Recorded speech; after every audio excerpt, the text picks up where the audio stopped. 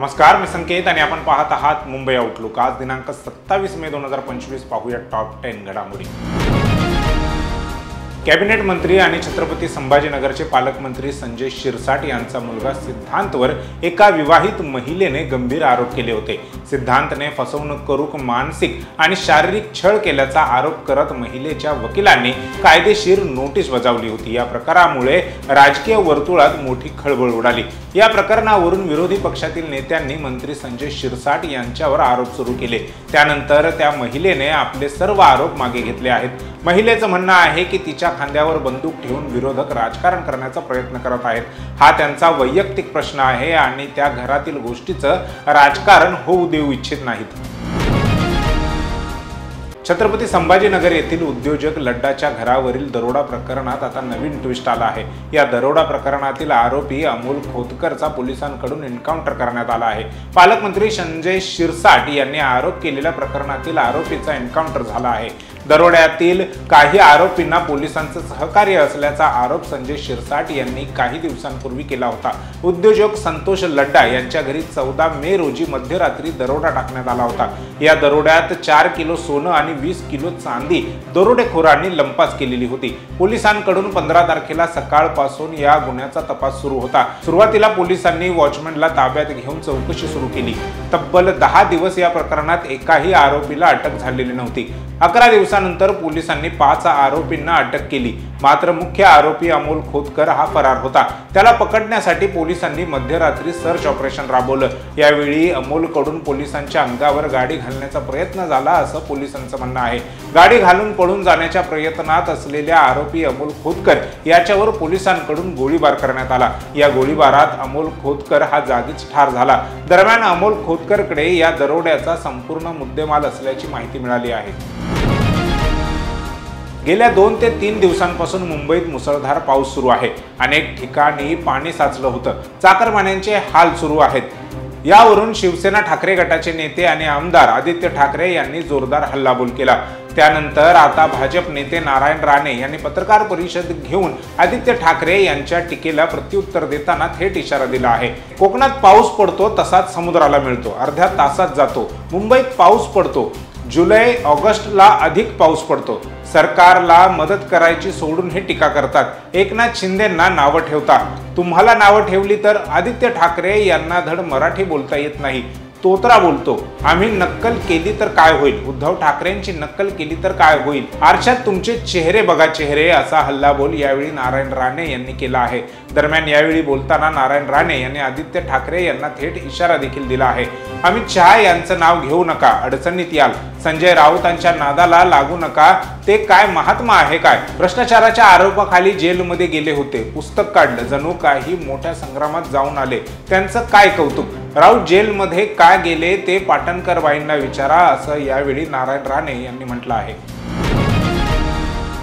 देशात कोरोनाचे संकट गडद होत असल्याचे चित्र आहे। केंद्रीय आरोग्य आणि कुटुंब कल्याण मंत्रालयाने दिलेल्या माहितीनुसार देशात सोमवारी कोविड रुग्णांची संख्या 1009 वर पोहोचली। यामध्ये 752 नवीन रुग्णांची भर पडली। तर या नवीन आकडेवारीचा भारतीय शेअर बाजाराने धसका घेतल्याचे समोर आले आहे। सोमवारी सेन्सेक्स निफ्टी दिवसभरात जोरदार उसळला, तर मंगळवारी शेअर बाजाराची सुरुवातच घसरणीने झाली। मुंबई स्टॉक एक्सचेंजच्या 30 शेअर्सचा निर्देशांक उघडताच 800 अंकांनी घसरला। सेन्सेक्स 81,500 अंकांवर कारभार करत आहे, तर नॅशनल स्टॉक्स एक्सचेंज निफ्टी 50 हा कालच्या बंद वरून 200 अंकांनी घसरला। टाटा मोटर्स, महिंद्रा अँड महिंद्रा आणि TCMच्या शेअर्समध्ये मोठी घसरण दिसून आली। BSEच्या सेन्सेक्स इंडेक्स सोमवारी 82,176.45 च्या तुलनेत 82,038.20 अंकावर उघडला, तर काही मिनिटातच हा निर्देशांक जवळपास 800 अंकांनी घसरला। हा निर्देशांक 81,303 अंकांवर व्यापार करत होता। केंद्रीय गृहमंत्री अमित शहा हे महाराष्ट्राच्या दौऱ्यावर आहेत।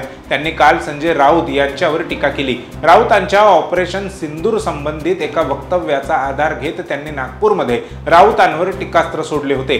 आज बाळासाहेब ठाकरे असते तर ऑपरेशन सिंदूरसाठी त्यांनी प्रधानमंत्री नरेंद्र मोदींची गळाभेट घेतली असते असे शहा म्हणाले आहेत। त्यावर आज खासदार संजय राऊतांनी संताप व्यक्त केला।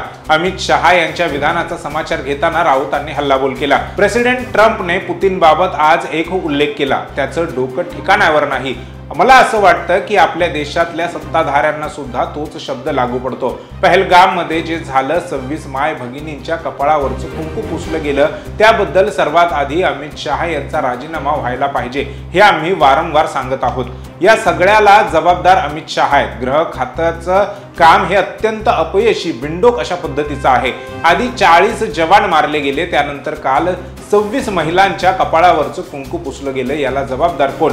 याला जबाबदार अमित शहा गृहमंत्री आहेत आणि आम्हाला शिकवतात महाराष्ट्रात येऊन, अशी टीका राऊतांनी केली आहे।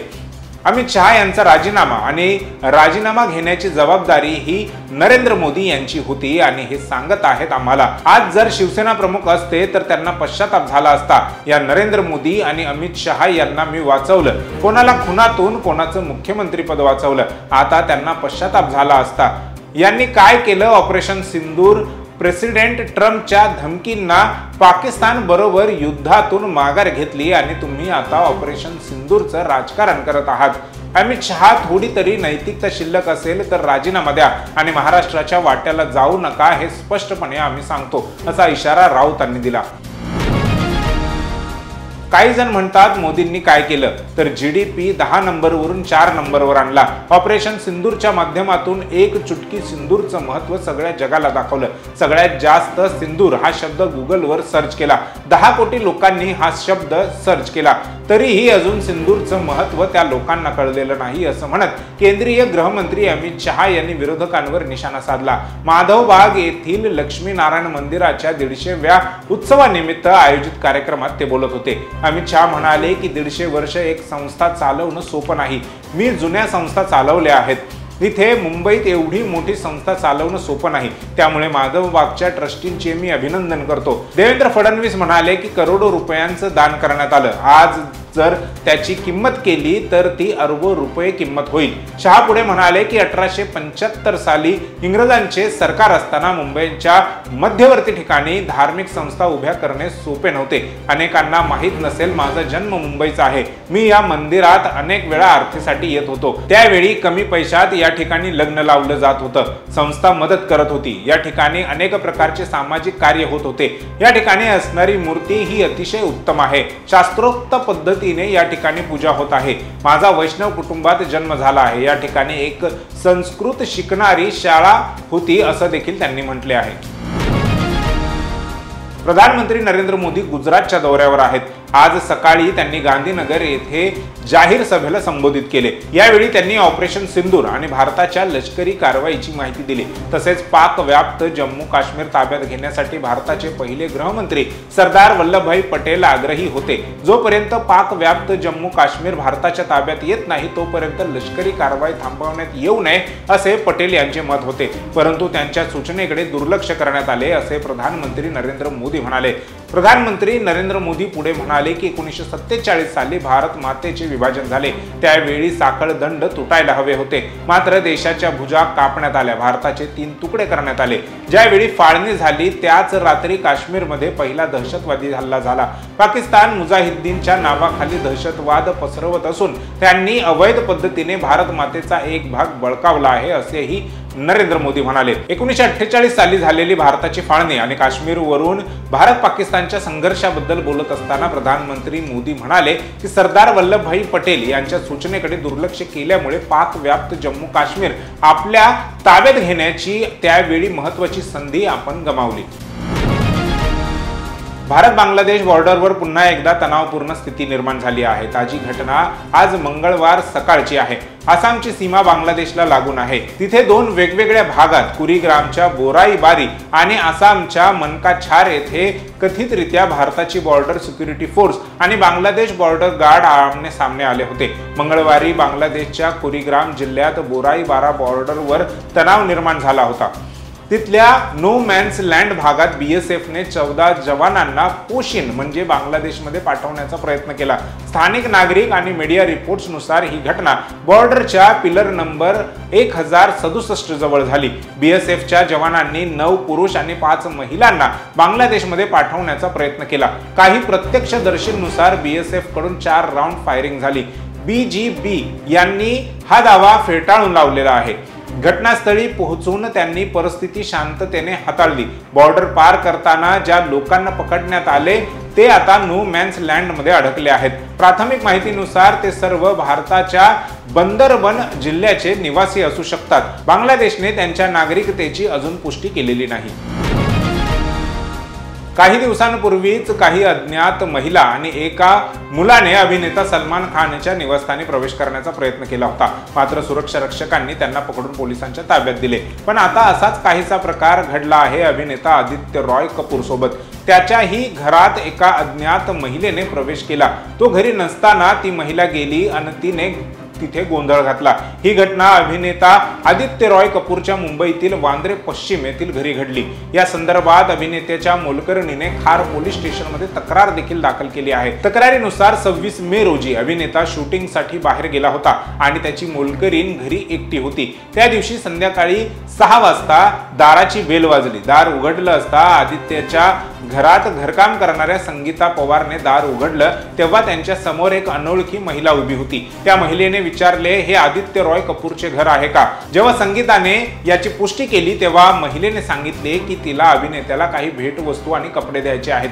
महिलेच्या बोलण्यावर विश्वास ठेवून संगीताने तिला आत येऊ दिले। या महिलेने तिची ओळख झकारिया सिद्दीकी अशी करून दिली, जी 47 वर्षांची आहे। ती दुबईची रहिवासी असल्याचं तिने सांगितले। आदित्य रॉय कपूर जेव्हा घरी परतला तेव्हा संगीताने त्याला संपूर्ण घटनेची माहिती दिली। अभिनेत्याने या महिलेला ओळखण्यास नकार दिला आणि तिला घराबाहेर पडण्यास सांगितले, पण ती महिला तिथून निघायला तयारच नव्हती। त्यानंतर आदित्यने सोसायटीच्या मॅनेजर जयश्री डुंकडू यांना कळवले। त्यांनी अभिनेत्याची मॅनेजर श्रुती राव यांना कळवले। प्रकरणाचे गांभीर्य लक्षात घेऊन खार पोलिसात याबाबत तक्रार दाखल करण्यात आली आहे। IPL 2025 स्पर्धेच्या साखळी फेरीतील शेवटचा सामना अर्थात 70वा सामना हा रॉयल चॅलेंजर्स बेंगळुरू आणि लखनौ सुपर जायंट्स यांच्यात होणार आहे। हा सामना रॉयल चॅलेंजर्स बेंगळुरूसाठी खूपच महत्त्वाचा आहे, कारण या सामन्यानंतर टॉप 2 मधील स्थान पक्का होणार आहे। दुसरीकडे या सामन्यामध्ये गुजरात टायटन्सचे संपूर्ण लक्ष आहे, कारण त्यांची या जर तरच्या गणितात टॉप 2 ची लॉटरी लागू शकते। यामुळे साखळी फेरीतील शेवटचा सामना खूपच महत्त्वाचा ठरणार आहे। पंजाब किंग्सने मुंबई इंडियन्सला पराभूत करून टॉप 2 मधील जागा पक्की केली आहे, परंतु दुसऱ्या जागेसाठी रॉयल चॅलेंजर्स बेंगळुरू आणि गुजरात टायटन्स यांच्यात चुरस आहे। खरं तर ही जागा मिळवणं पूर्णपणे रॉयल चॅलेंजर्स बेंगळुरूच्या हाती आहे, तर गुजरात टायटन्सला नशिबावर अवलंबून राहावं लागणार आहे।